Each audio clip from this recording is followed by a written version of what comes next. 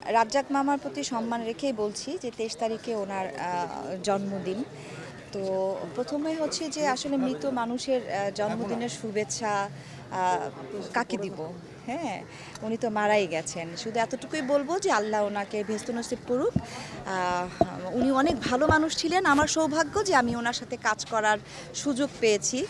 আম তো সেই দিক থেকে বলবো যে উনি ভীষণ ভালো মানুষ ছিলেন। একদম নিজের বাবার মতো উনি শাসন করতেন। কাজে একটু ভুল হলে উনি সেটা ধরিয়ে দিতেন। জাবেদ মামার সাথে আসলে আমার কখনো কাজ করা হয়নি। আমি উনার অনেক গল্প শুনেছি যে উনি অনেক ভালো মানুষ ছিলেন। আর উনি খুব মানে আনন্দের সাথে কাজ করতেন। কিন্তু ওনার সাথে আমার দেখা হয়েছে একবার, সেটা হচ্ছে আমাদের এফডিসিতেই। উনি শেষ যেদিন এসেছিলেন এফডিসিতে সেদিনই আমার ওনার সাথে দেখা হয়। ওই লাস্ট দেখা। তো উনি বসা ছিলেন, আমি ওনাকে সালাম দিলাম। উনি উঠে এসে আমার মাথায় হাত দিয়ে দোয়া করে দিলেন, আদর করে দিলেন। হ্যাঁ, তো এই আর কি। এখন যেহেতু উনি এখন দুনিয়াতে নাই, উনি চলে গেছেন, তো ওনার জন্য অনেক দোয়া থাকবে।